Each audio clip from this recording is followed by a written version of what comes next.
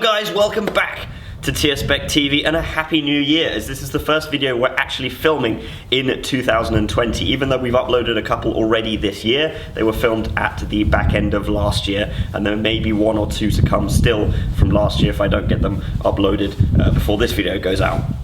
But today we're going to be installing a few bits to my Defender behind us, most importantly a new battery because it can't actually start at the moment, which means we're here in this little crumbling garage of mine instead of the workshop where we normally do this kind of thing. And I will be on my own, sadly, as Nissa touched upon in his recent video where he fitted a new intercooler to his Disco 2. He has just gone on deployment with the Danish army. But he will be coming back. He'll be back in the summer, and hopefully he'll get a break in between now and then, so you will see him on the channel, hopefully. But for the most part, it is just going to be me for the next few months that you'll have to put up with, which I know some of you will be annoyed about because a lot of you have really been enjoying his solo, in-depth workshop videos and less of my rambling on about other things. So you'll have to put up with me for the time being, but I will do my best to keep you entertained. Like I say, today we're going to fit a few small bits to my Defender in preparation for something bigger that is going to be installed next week that I'm really excited about, because it is something I have wanted pretty much since we started this YouTube channel, or since I got into Defenders. So yes, let's jump straight in and show you what we're going to be doing today. So in my continuing effort to make this Defender great again, we've got a few bits and bobs over here which should smarten this Defender up nicely as well. We're going to be installing a new battery because right now it can't actually start. Yes, this just seems to be ongoing with the problems. At least it's a small one. It should just be a new battery and we should be up and running. The battery's not here. I've left it inside because there's no sense in leaving it out in the cold for a while. Until we actually get round to installing it. So in here, possibly the most exciting thing is a new bumper. This is just a standard bumper, although it's heavy duty, from ORE, the same chaps who made my steering guard and the wheel carrier on the back, and it of course uses their fantastic powder coating system.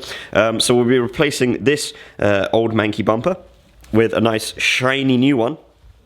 Which is rather cool. And then to go with it, I've actually decided, I know this will be a controversial decision, I've decided to buy, not that you can see them, but some bumper end caps that the kind of later model Defenders had. And that's something you can just take on or off, so it's not permanent. If I put them on and I decide they look a bit crap, then I'll take them off. But for some reason, I just thought it'd be nice to try and give it that like facelift look and put some bumper end caps on, because I quite like the look of them. And I think it'll go quite nicely with the thing that is going to be installed next week as well, but we'll just have to see. Then we have some new mud flaps from TUFF-ROK. We've got our TUFF-ROK TUFF-ROK TV mud flaps. I'm replacing the ones that are on currently. The rear ones aren't actually on at the moment, are they? I haven't fitted the mud flaps since I got the new cross member, so that's a good point. More importantly than the mud flaps, I've got stainless steel brackets now as well, only for the rear.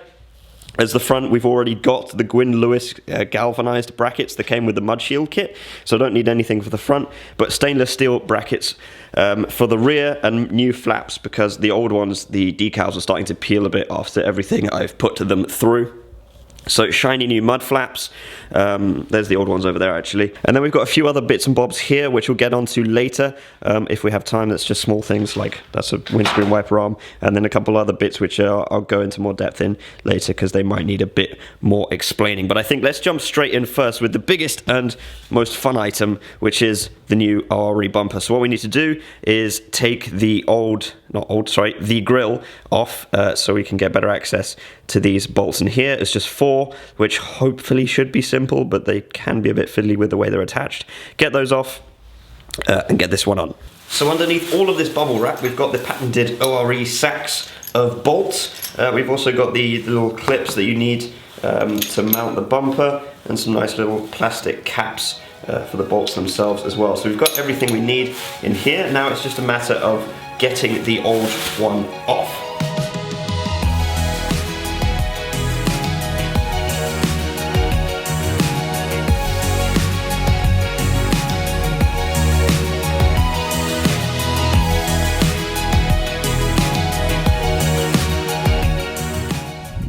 So I've got the old bumper off and I've placed the new one down here on the ground alongside it, so you can get a good look at the difference between them, because the old one actually showcases quite well what the new one shouldn't do, basically, which is this. You can see along here this is just peeling, and I can just pick that off with my fingernails, and it's particularly bad down at the ends there. Whereas the new one with the powder coating system, I mean, this would have looked like that once, believe it or not. In fact, it did.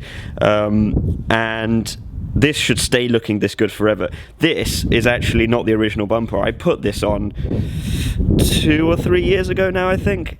Because basically, when I got this, it came with 2 bumpers, and the original one I dinged up a bit, so put this one on, which was just another spare bumper that came with the vehicle, and it looks like this, and it looked more like that when I put it on.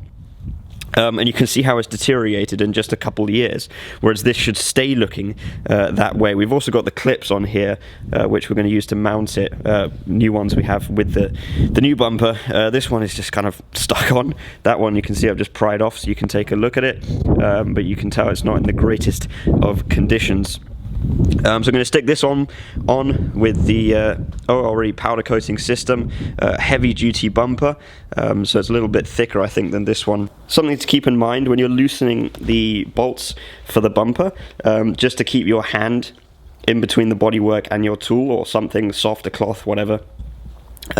Because those marks down there is something I did when I removed the predecessor to this bumper a few years ago, so that was a bit stupid. It's the same on the other side, so I managed to scratch up the paintwork a bit there.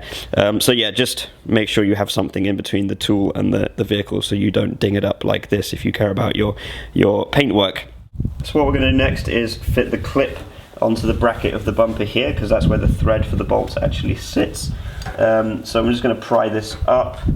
You can use a screwdriver if you like, but I'm just going to use my fingers like that and slide it over, and then just push down, and it should click quite satisfyingly onto the bracket, and there we go. So now it should just be a case of sliding that onto the chassis and sticking the bolts through.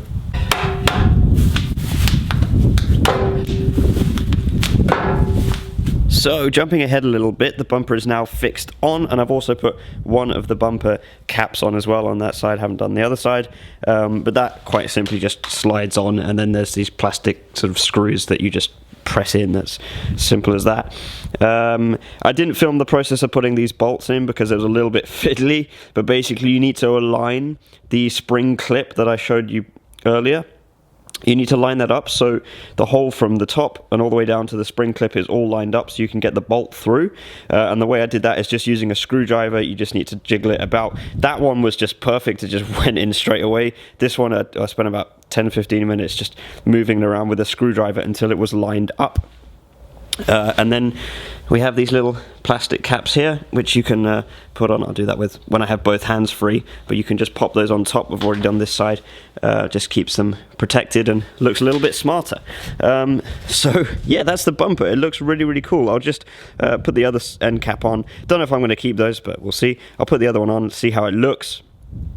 And then we can move on to whatever's next. And of course I need to sort out the license plate, and oh my god, I hadn't noticed how bad that was on the underside actually. Wow, that's even worse down there. And I've still got the GoPro mount there as well from when I filmed the video for the ORE steering guard. Yeah, that does not look pretty. But yes, need to get the license plate off of that one and put it on this one. I'll do that at another time. It's not super important right now. Yeah, let's finish this up and then move on to the next thing. So with the bumper now on and a spot of lunch in my stomach, I think it's time that we replace the battery so we can actually get this started and moving. The only issue with that is that with my seats you have to take the whole seat out in order to get to the battery box. But with the way it's parked right now, it's too close to the wall for me to open the door enough to be able to get the seat out. So I think I'm going to have to try and push it out of the garage to get to this point here, where it's alongside the patio there, so that I can open the door and actually get the seat out to get the battery out.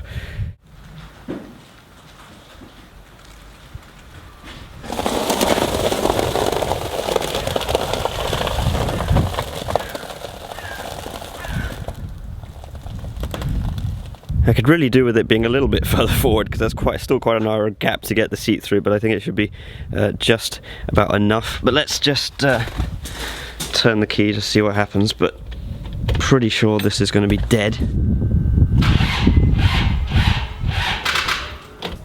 Yep, sounds like a dead battery to me, so let's get this seat off.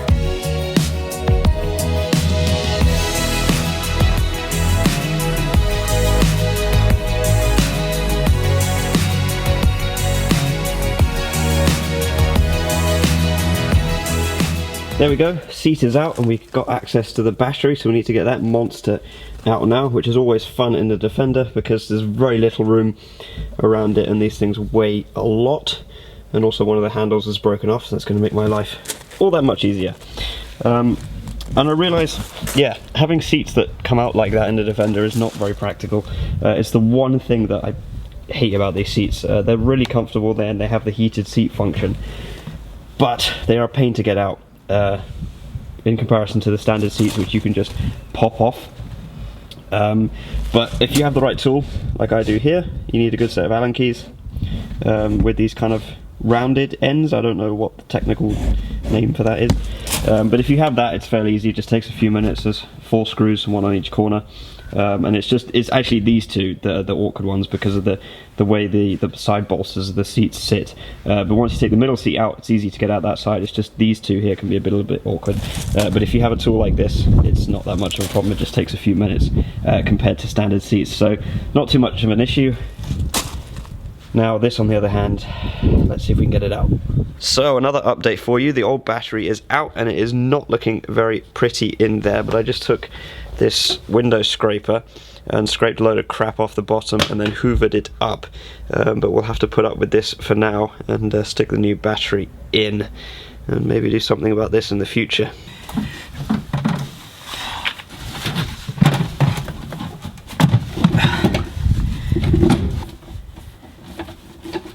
Right, after much tweaking and tightening and fiddling later, the new battery is in.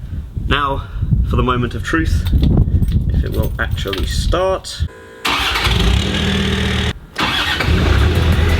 Yes. So the driver's seat is back in. What I'm going to do now is go and park it over there next to my little pressure washer and wash the underside of the cross member before I put the new mud flap brackets on to make sure we're not trapping any dirt between the brackets and the cross member. And then I need to very quickly go out and take some pictures of the new bumper and the new mud flaps for reasons I'll explain later, but we need to get on with that because we are quickly running out of daylight now.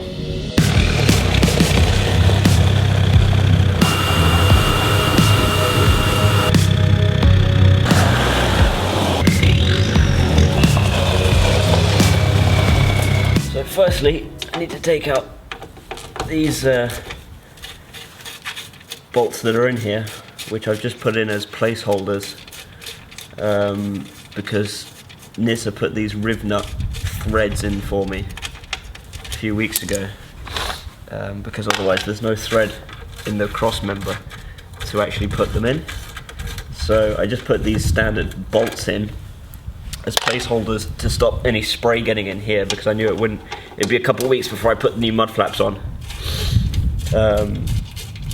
So yeah, just keep these in here just to keep these holes clean.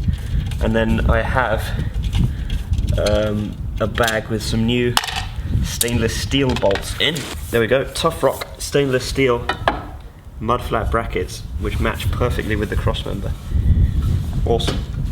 Right, so we've got a whole bag of washers and nuts and bolts and thingy-mabobs. So let's find what we need.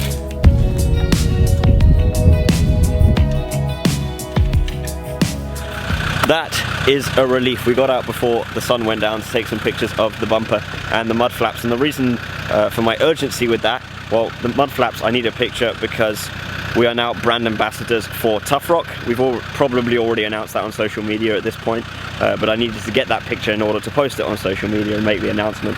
But yeah, we're now brand ambassadors for TUFF-ROK as well, which is really, really cool. Obviously, we worked with them quite a lot in the past because they produce our mud flaps, but really looking forward to seeing what that partnership will bring in the future. And then, of course, the bumper because it's a new thing. I need to post pictures of it and I need a thumbnail for the video and blah blah blah. For me, the look of this is really coming together now, and I almost don't want to get it dirty, as naff as that sounds, I'm sorry. I just think it looks so good with the way it is now, and the fact that like 6-7 months ago it had a cross member that you could poke holes in, and the steering, although it's still not perfect, the steering felt like it was held together with chewing gum, and you know, it's come a long way in the last year, and I think 2020, like, this is going to be a very different vehicle by the end of the year, I think. And I'm so glad we got that stuff done. There's a few more bits I wanted to do today, which I might still do. Just little fixes and things. But I wanted to get the bumper and the mud flaps, and obviously the battery, because otherwise it wasn't going to go anywhere anyway, done today in preparation for the thing that is coming next week, because yeah, I'm really excited for that. It's only a cosmetic thing, it's not a performance upgrade or anything like that, but it's something that for me is like a big, you know, check in the to-do list or bucket list for me for this Defender.